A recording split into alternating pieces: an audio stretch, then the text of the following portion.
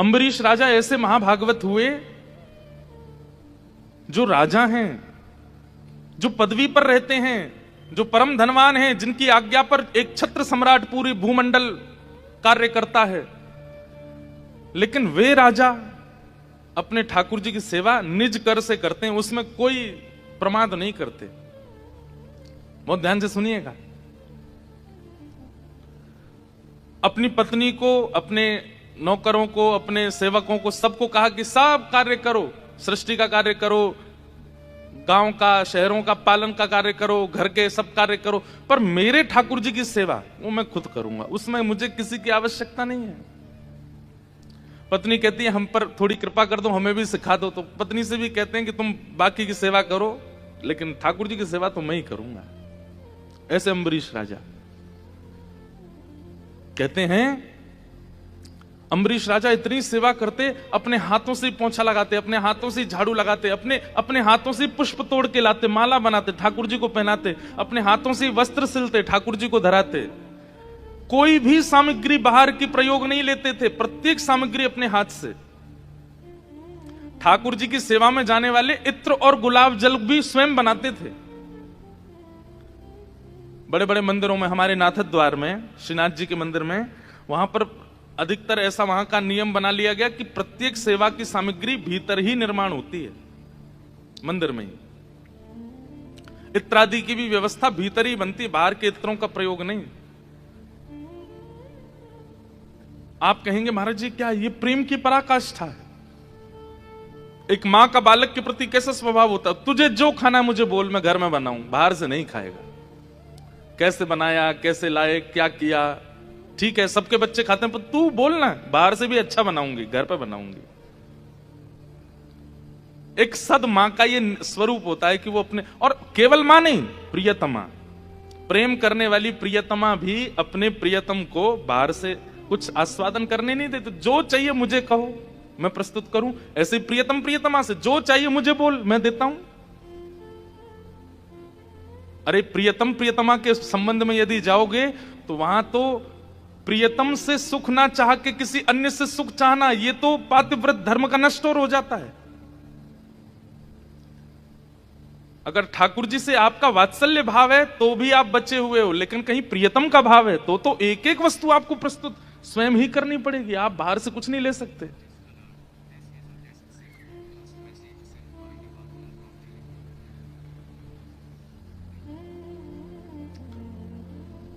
अम्बरीश राजा सब कुछ अपने आप अर्पित करते ठाकुर जी को। देखिए एक बात सुनिएगा, प्रतिकूल अवस्था है जीवन की और तो भी आप भगवत भजन करते हो, तो भी दृष्टि ठाकुर जी की पड़ती। देखो इसके पास व्यवस्था नहीं है, इसके पास योजना नहीं है, फिर भी मेरा भजन नहीं छोड़ता। और दूसरी, बहुत कुछ प्राप्त हो गया है, उसके बाद भी भगवत भजन नहीं छोड़ते, तो भी ठाकुर जी की दृष्टि पड़ती है। देखो इसके पास भोगने के लिए सब कुछ है, लेकिन फिर भी मेरा ध्यान नहीं छोड़ा। अम्बरीश राजा के पास क्या नहीं है, सब कुछ है, लेकिन फिर भी अपने आप अपने ठाकुर जी की सेवा करते हैं।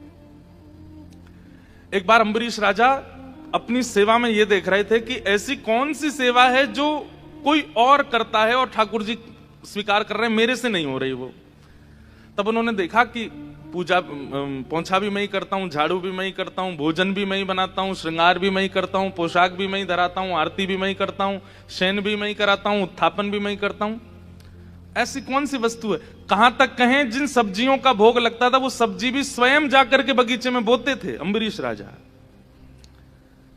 तो एक दिन ठाकुर जी को रोटी पवाते पवाते बोले, ये आटा किसने घिसा? ये मैंने तो नहीं घिसा। ओहो, ये सेवा कोई और कर रहा है। आटा घिसने की सेवा।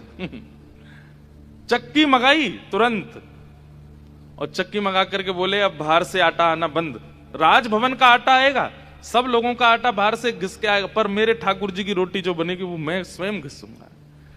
आटा चक्की लेकर के गेहूं डाल के जैसे आटा पीसने लगे, महाराज शंख चक्र गदा पद्मधारी ठाकुर जी प्रकट हो गए, और प्रकट होकर के अम्बरीश राजा की पंखा जलने लगे, पसीने आ रहे हैं। अम्बरीश राजा चरणों में गिर गए, बोले भगवान ये क्या कर रहे हैं? बोले भाई तेरी भक्ति पे हम आनंदित हो गए। क्या व्यवस्था नहीं है तेरे पास? सब कुछ है, पर मेरी भक्ति में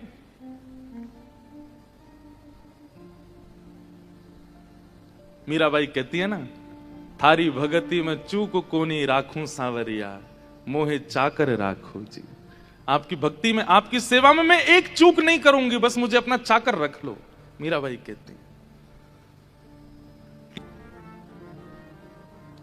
ऐसे भगवान प्रेम के वश में आते हैं ना, तो ज्ञान, ये तो बात सब जानते हैं, सबको पता है, लेकिन फिर भी अन्य साधनों के पीछे भागते हैं, प्रेम को छोड़ देते हैं। सबको पता है कि सबसे ऊंची प्रेम सगाई, अभी मैं गाने लग जाऊं सब गाएंगे, पीछे तक से आवाज आएगी, लेकिन फिर भी अन्य साधनों को नहीं छोड़ रहे हैं, अन्य विचारों को नहीं छोड़ रहे हैं, अन्य प्रकल्पों को नहीं छोड़ रहे हैं। तो प्रेम सब कुछ है, तो फिर प्रेम कीजिए ना। इस संपूर्ण 4 दिवसीय कथा का और कोई महत्व नहीं है, केवल प्रेम। और वृंदावन में भी तप का, जप का, तप परिक्रमा का और कोई फल नहीं है, केवल प्रेम। वहां केवल प्रेम प्राप्त होता है।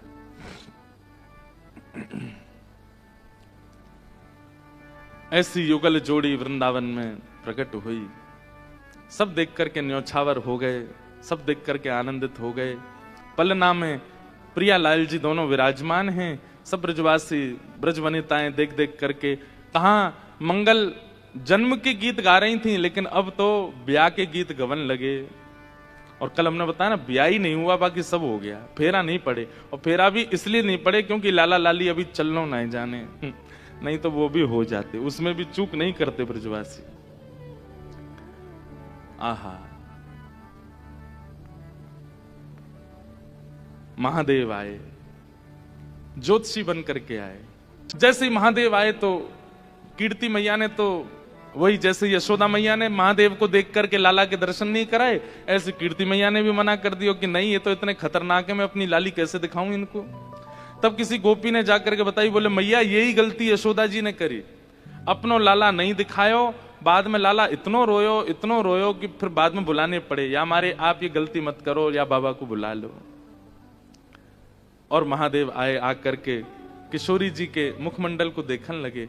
कीर्ति मैया बोली, मेरी लाली को हाथ देखो। ये बात सुन के महादेव रोने लगे, और रो करके बोले, मां किसके भाग्य आप दिखवा रही हो, किसका भविष्य दिखवा रही हो? जिनके हाथ में परम पिता परमेश्वर का भविष्य है, उनका भविष्य मैं देखूंगा? जिनके हाथ में साक्षात ठाकुर को भविष्य है। हमारे ब्रज में गाते हैं ना कि, कल हमने एक पद गाया था, उसमें कहते हैं ना कि श्री राधा रानी आई इसीलिए कृष्ण अवतार हुआ, नहीं तो ठाकुर जी तो मथुरा में जन्म लिए थे, वहीं से ही कंस को मार के अपने क्रिया करके लीला करके द्वारिका आ गए होते। ये ब्रज लीला तो केवल और केवल श्री किशोरी जी के लिए की है ठाकुर जी ने।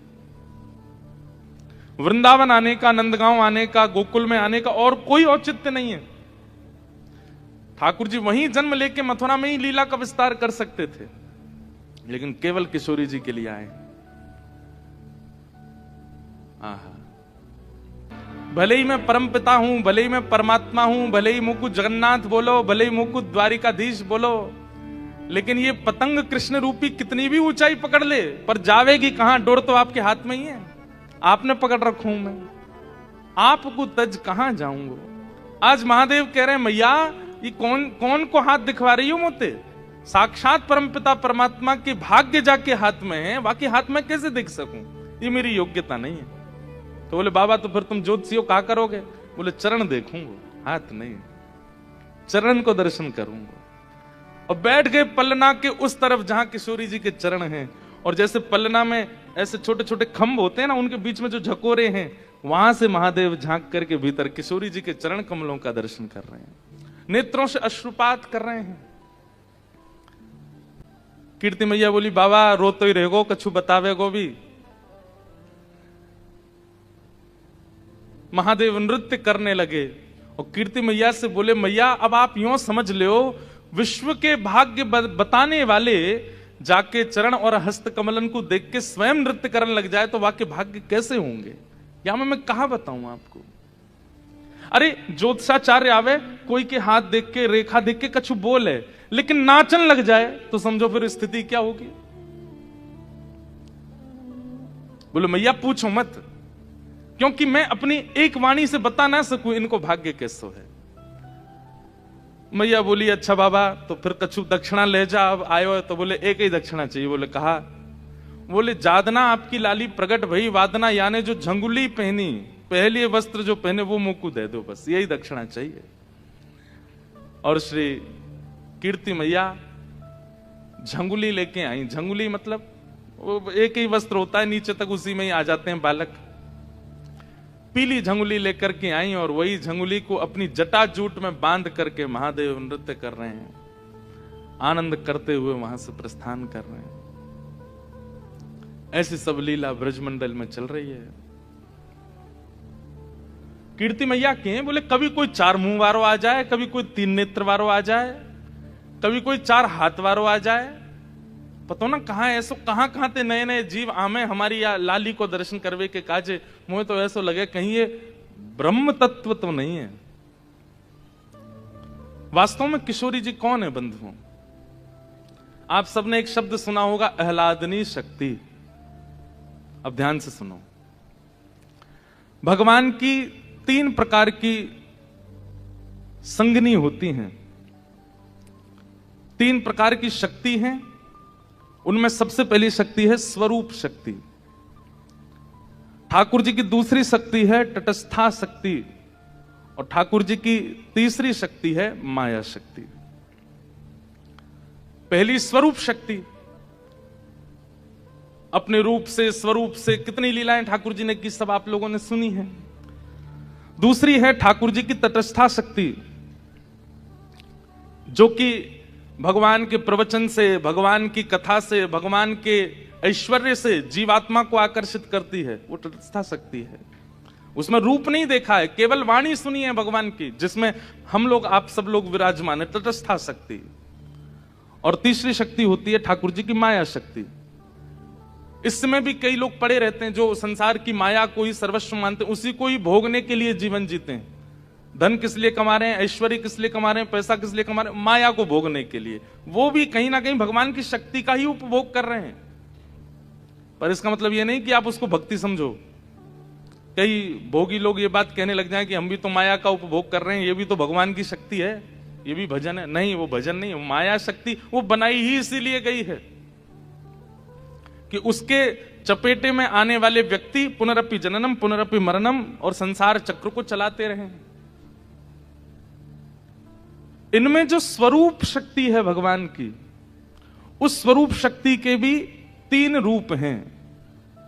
स्वरूप शक्ति का पहला रूप क्या है? धाम। जैसे वृंदावन, द्वारिका, जगन्नाथपुरी, बद्रीनाथ, ये धाम भगवान का स्वरूप ही है। आप द्वारिकाधीश का दर्शन अगर नहीं कर पाए लेकिन द्वारिका चले गए और प्रणाम कराए, तो आपको द्वारिकाधीश के दर्शन के समान ही माना जाएगा। वही बात हो गई कि बच्चा स्कूल तो गया, अटेंडेंस करवाया, लेकिन क्लास में नहीं बैठा, तो बाद में जब अटेंडेंस काउंट होगी तो उस दिन की काउंट मानी जाएगी, भले ही वो पढ़ा नहीं है। या फिर क्लास में बैठा भी था लेकिन मन कहीं और था, लेकिन क्लास में बैठा तो था, अटेंडेंस तो हुई उसकी। तो स्वरूप शक्ति का पहला रूप होता है धाम। स्वरूप शक्ति का दूसरा स्वरूप होता है ज्ञान, जो कथा में आप लोग ले रहे हो। यह भी भगवान का स्वरूप शक्ति है। और स्वरूप शक्ति का तीसरा रूप होता है आह्लाद। आह्लाद का मतलब क्या है? बहुत ध्यान से सुनिएगा। किशोरी जी कौन है? जैसे यहां इस सभागृह में जितने लोग बैठे हैं, हम सब लोग जब किसी बात से अत्यंत प्रसन्न हो जाते हैं तो अपनी प्रसन्नता व्यक्त करने का सबका अपना अपना तरीका होता है।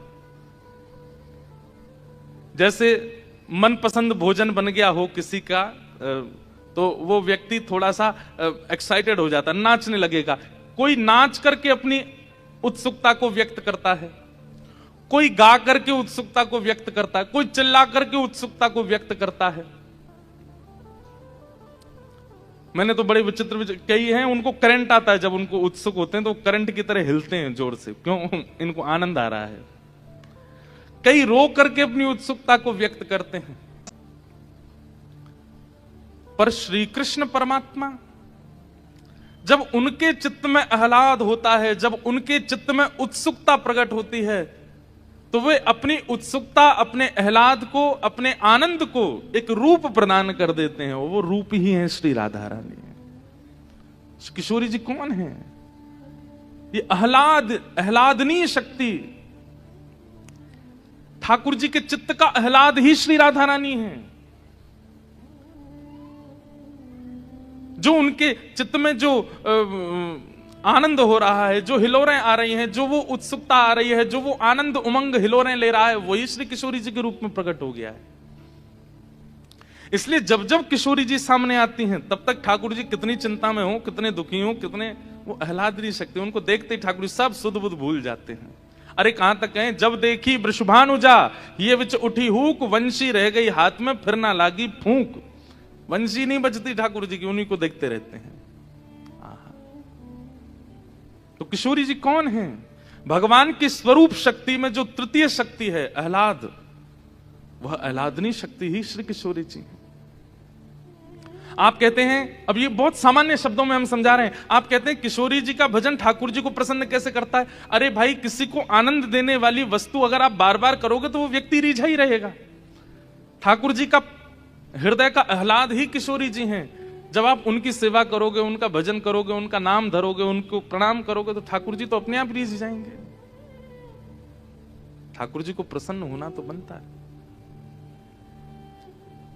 तो किशोरी जी ठाकुर जी की आह्लादनी है। ये कथा कौन सुना रहे हैं? श्री उद्धव जी महाराज सुना रहे हैं भगवान की 16,000 राजकुमारियों को, जो कृष्ण विरह में व्याकुल हैं, उनको युगल तत्व समझा रहे हैं कुसुम सरोवर पर बैठ करके।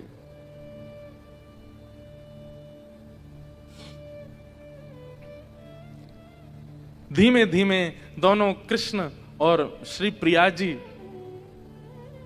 अपनी अपनी अवस्था को प्राप्त हो रहे हैं। धीरे धीरे दोनों बड़े हो रहे हैं।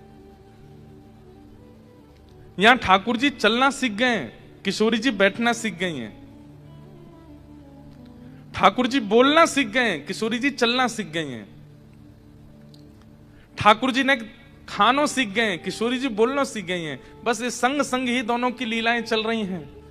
कभी ढोल नगाड़े बरसाने में बजते हैं तो यहां नंद बाबा पूछते हैं, कहा भयो? अरे वहां लाली ने बोलना प्रारंभ कर दियो। तो कुछ दिन बाद ढोल नगाड़े नंद भवन में बजने लगते हैं। बोले यहां कहा भयो? बोले लाला चलनो सीख गयो है।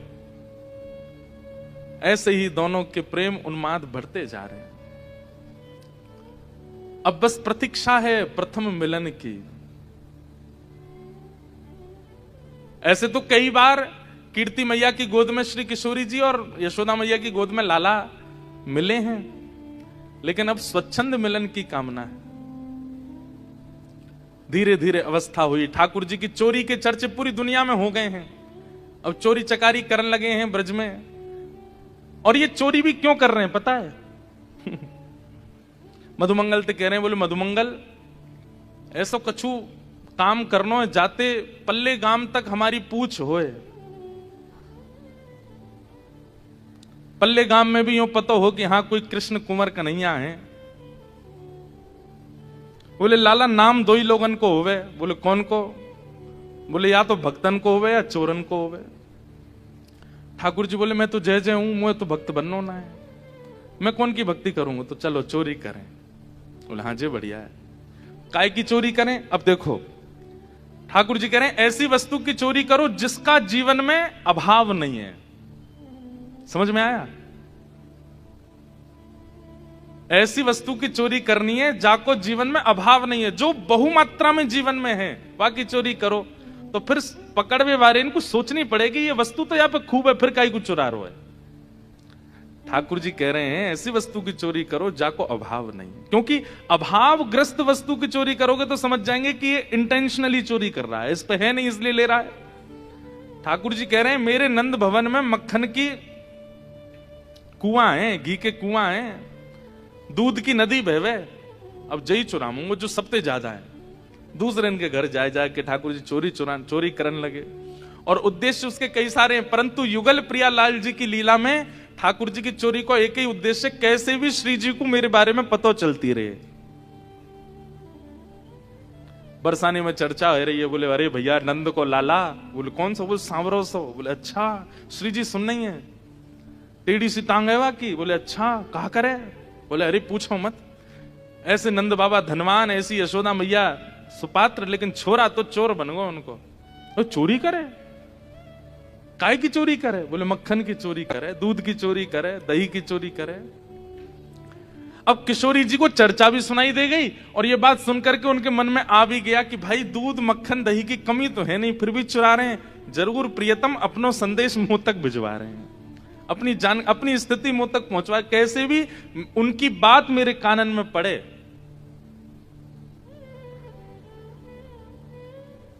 एक दिन प्रिया जी निकल पड़ी हैं, अब थोड़ा थोड़ा जान लगी हैं सखीन के संग भार। ये अष्ट सखियां हुई, अष्ट सखियों पर भी स्वच्छंद चर्चा हो सकती है। ऐसी ऐसी सखियां, पिछली बार जब 2 महीना पहले आए थे तो 1-2 सखियों पर मैंने यहां कुछ कहा था।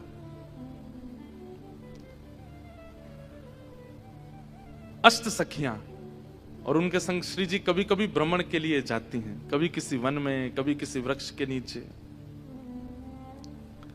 नैन मिले, जैसे ही नेत्रन से नेत्र मिले, ठाकुर जी तो सब भूल गए, मेरी चकडोरी कहां गिरी, बंसी कहां गिरी, कहां भयो। अब तो केवल उन्हीं को देखने के लिए ही सुख बढ़ रहा है।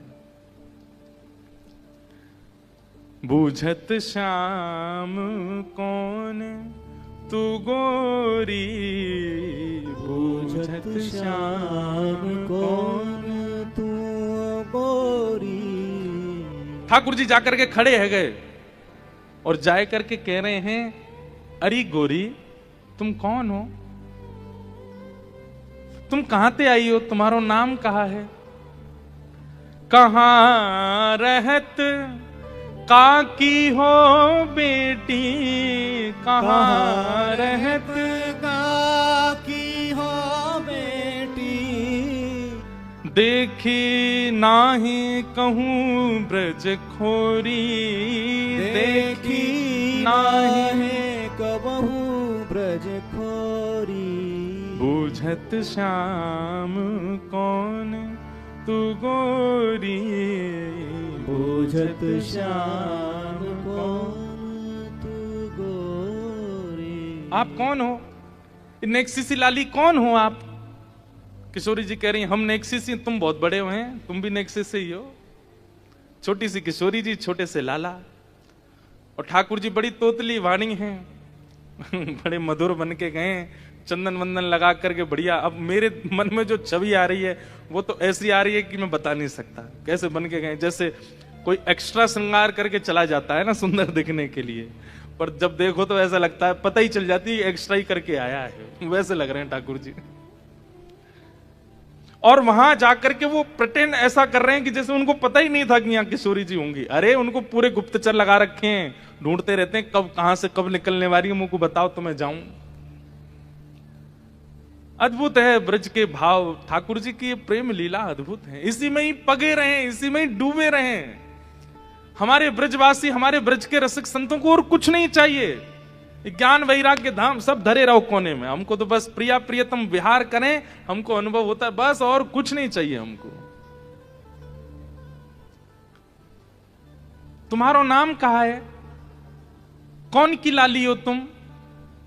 पहले तो मैंने तुम्हें कभी देखो ना, यहां पे कहां से आई हो? नेक अपने बारे में बताओ। किशोरी जी देख रही हैं ठाकुर जी को। आहा, अब किशोरी जी क्या कह रही हैं?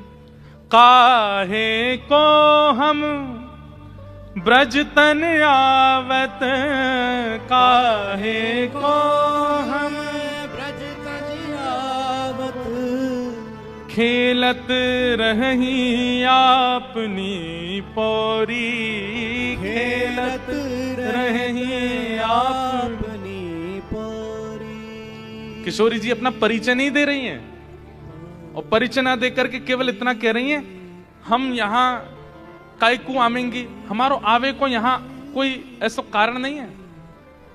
हमारे भानु बाबा की पौरी बहुत बड़ी है। पौरी मतलब हमारो जो आंगन है, हमारो जो महल है वो खूब बड़ा है। सब लोग इधर देखो, ध्यान से सुनो। हम तो वहीं खेलती रहती हैं, हमें यहां आवे की जरूरत नहीं है।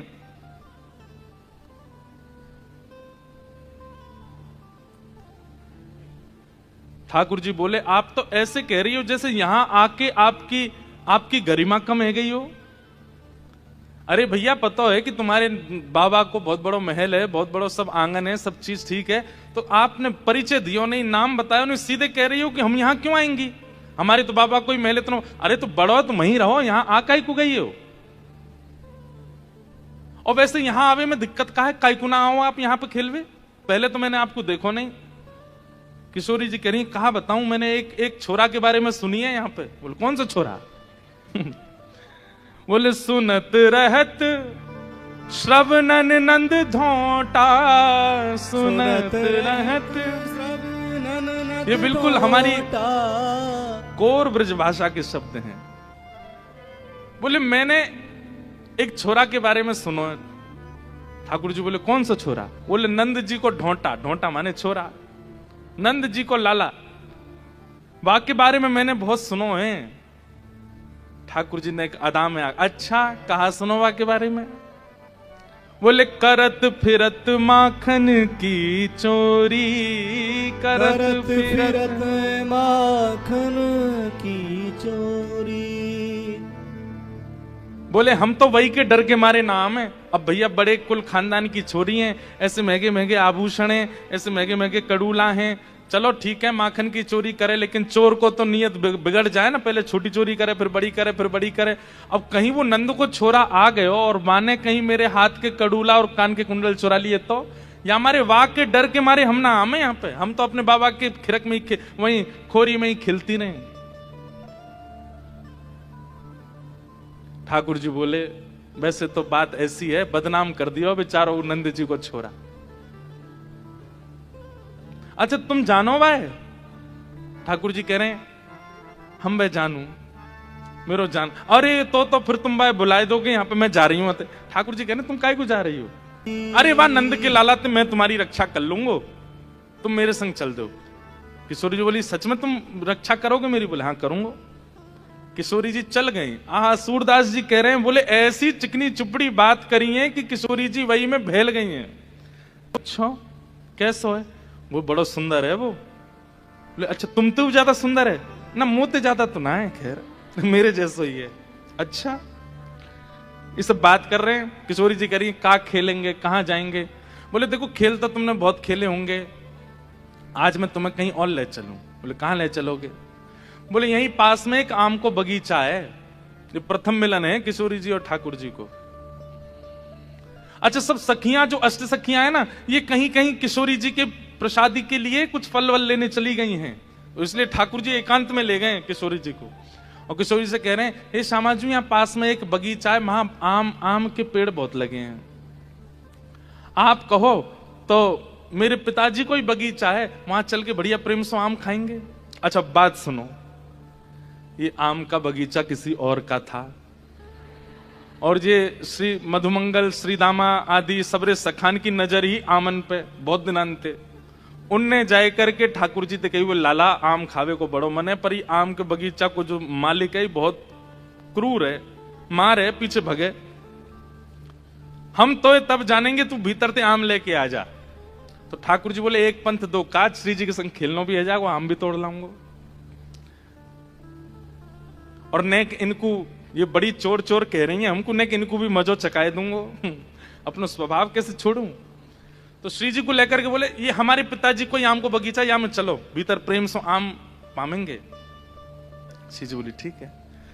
बोली वाली श्री जी बेचारी चली गई भीतर। एक आम के वृक्ष के नीचे पक्के भाई आम लगे हैं सब, बस टूट गई बारे हैं। किशोरी जी बोली चढ़ जाओ ऊपर, ले लो आम तोड़ लो ऊपर ते। ठाकुर जी बोले मुंह पे चढ़नो ना आवे, तुम चढ़ जाओ, मुंह पे ऊपर चढ़नो ना आवे।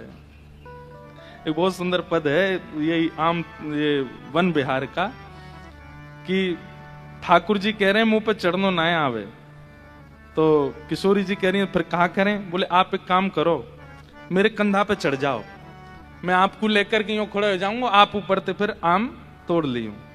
श्री जी कह रही ठीक है। तो ठाकुर जी ने कैसे किशोरी जी को अपने कंधा पे बैठा लियो है और कैसे आम तोड़ रहे हैं, बहुत सुंदर। आज ही सुबह में वो पद देख रहे हो।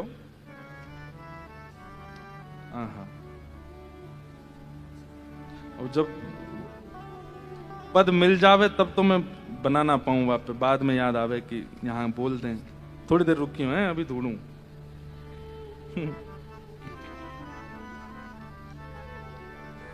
कहाँ है?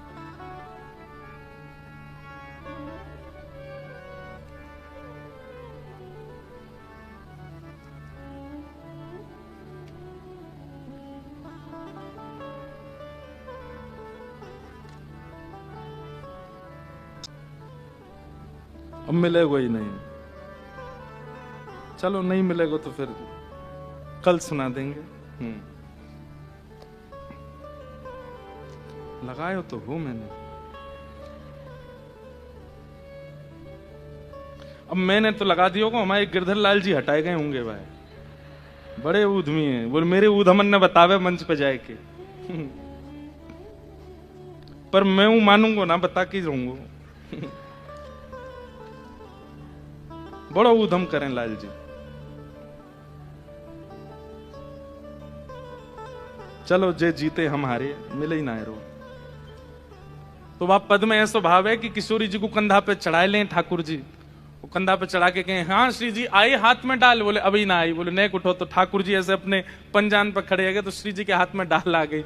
जैसे ही डाल आई तो श्री जी ने डाल पकड़ ली। ठाकुर जी के मन में कौतुक आया, जे बढ़िया है। जैसे ही श्री जी ने डाल पकड़ी, सोई ठाकुर जी ने पाम हटाई दी, खुद भाज गए। श्री जी लटक गए। वही सो ऐसा सुंदर पद है, लेकिन लीला ऐसी नहीं। लीला में कहावे वो सुनो। ठाकुर जी बोले मैं ऊपर ना चढ़ पाए रो, आप चढ़ जाओ। किशोरी जी बोली बड़े सीधे हो, बड़े भोरे हो तुम तो। ठाकुर जी नेक नेक शर्मा रहे, बोले कहां बताऊं, ऐसा ही हूं मैं तो, मैया ने सिखाया ही नहीं कभी ऊपर चढ़ना। बोले अच्छा चलो ठीक है, तुम नीचे एक काम करो, ऐसी पीतांबरी कर लो, मैं ऊपर से आम फेंकती रहूंगी नीचे। ठीक है। जय अब ठाकुर जी जानते हैं कि ऊपर चढ़े नहीं कि बगीचा को मालिक देख लेगो, और कहीं मोए देख लियो तो पीछे पीछे नंद भवन तक आ जाएगो। श्री जी चढ़ा नहीं है ऊपर। श्री जी चढ़ गई ऊपर। अब चढ़ करके ऊपर ते आम तोड़े। ठाकुर जी नीचे पीतांबरी लेके हाँ श्री जी यहाँ घेरो। ऊपर ते आम गिर, तो खूब सारे आम है। ठाकुर जी गिनती कर रहे हैं, सबरे सखान के बट में आ जाएंगे, इतने तो है जाएं। दो चार ने और गिरो, माते चार ने गिर दो। श्री जी कह रही हम दो ही तो हैं, इतने आम को। अरे बढ़िया प्रेम ते आमरस बनवाऊंगा आपके काज, फिर लेके आऊंगा, नहीं दे दो ज्यादा से। जैसे ही ठाकुर जी ने देखी कोटा पूरा है गयो, सब सखान को भी है गयो, मेरो भी है गयो, तो दो आम तो मैं धर दिए नीचे। बोले श्री जी बाद में उतरेंगी जी लेके भाजेंगे, मैं भागू यहाँ से। ठाकुर जी बोले आप नीचे उतर आई हो, मैंने किनको जमुना जी में धोके लाऊं। ठाकुर जी श्री जी बोली मैं हूं चल रही हूं। ना ना आप रुको मैं आऊं। और लेके ठाकुर जी पीतांबरी बांध के, और सुनो बोले कहा नंद जी को ढोंटा मैं ही हूं, नंद जी को लाला मैं ही हूं। और ऐसा कहकर के भाजे, और भाज करके जैसे ही बाहर दौड़ रहे, इतने में वो बगीचा को मालेगा। तो ठाकुर जी बोले देख भीतर चोरी है रही है, तू यहां डोल लो, भीतर चलो जा। ठाकुर जी तो आम लेकर के माते भाज गए। किशोरी जी ऊपर चढ़ी भई हैं, दूर ते अष्ट सखी टेर लगा रही हैं, हे श्यामाजू, हे किशोरी जी आप कहाँ हो? तो किशोरी जी कह रही मैं तू यहाँ पे आओ। तो यहाँ ते सखी भी सब आ गई, और नीचे डंडा लेकर के खड़ो है बगीचा को स्वामी, नीचे आओ। हैं तुम छोरी है कि चोरी करो? श्री जी कह रही है मैं कहा बताऊं, ऐसी बातन में अपनी में फंसाई के चलोगो, ऐसी बात बनाए के चलोगो, मैं तो जान ही नहीं पाई, मैं तो पहचान ही नहीं पाई वाकू। ललिता जी बोली कौन आयो, नाम बताओ, नाम बताओ वाको। अरे मैं कैसे बताऊं, कहां नाम बताए के गयो? कुंवर कन्हई नंद जी को अच्छा वो नंद जी को छोरा आयो? बोले हम। किशोरी जी बोली आज तक तो केवल सुनी, ऐसो है ऐसो है, लेकिन आज अनुभव कर लियो। लेकिन किशोरी जी के चित्त पर ऐसी छाप पड़ी है। ठाकुर जी भले ही करके गए लीला, लेकिन किशोरी जी को बार बार वो मंद मुस्कान, वो कटाक्ष नेत्र, वो चाल, वो चलन, वो हस्तकमल को पकड़नो, वो ऐसी बात बनानो, ऐसे मधुर, वो सब चित्त में बैठो। रास्ता भर सबरी सखी घेर करके कहती जा रही हैं श्री जी हमने आपसे पहले ही मना करी, बाहर नहीं जानो है, वृषभानु भवन में ही खेलेंगे, और जी नंद जी को छोरा तो ऐसो है ऐसो है। लेकिन श्री जी के तो आज चित्त में बस गए।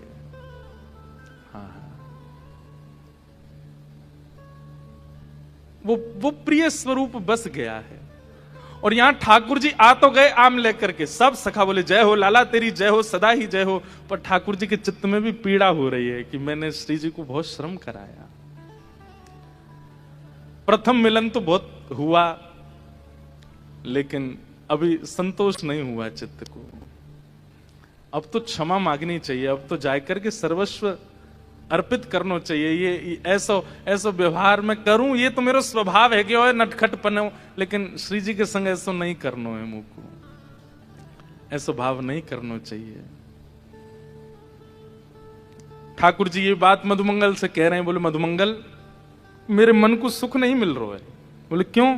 बोले वो किशोरी जी मिली, मैंने ऊपर छोड़ दी, मैं भाज गया और शिकायत कर दी। अम्मू को बड़ी पीड़ा है रही है कि मैं ऐसा कहा करूं, एक बार उनसे मिल आऊं और मिलकर के क्षमा मांगे आऊं। मधुमंगल बोले लाला चल, घबराइए, हीरो बरसानो चल रहे अभी। बोले ना है, अब तो वहां पे सबरी डंडा लेके खड़ी होंगी और बाट नहीं हार रही होंगी कि मैं पहुंचूं, और ये सबरी मोते कचुके हैं।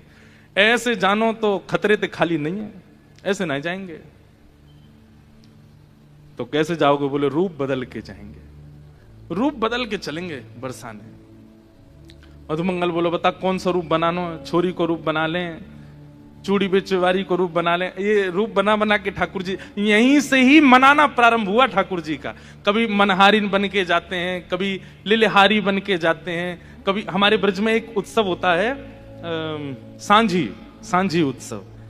ये होता है उस समय जब पितरों के समय आते हैं, पितृपक्ष, उस समय पर सांझी, क्योंकि उस समय पे दोनों प्रिया प्रीतम मिल नहीं पाते, कोई योजना नहीं बन पाती, तो फिर ठाकुर जी सांझी बनावे वारी बन के जाते हैं और फिर श्री जी के संग मिलन की सांझी बनाते हैं।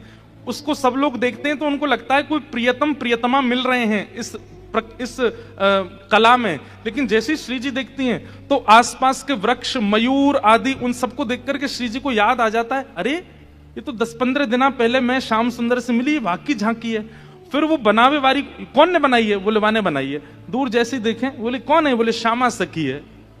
किशोरी जी पास जाकर के देख, अरे ये कोई श्यामा सखी ना, ये तो श्याम सुंदर है, क्योंकि हमारे मिलन की झांकी उन्हीं को ही पता और कोई को नहीं पता, ये इनने कैसे बनाई। तो इसलिए ठाकुर जी रूप बदल बदल के जाते हैं।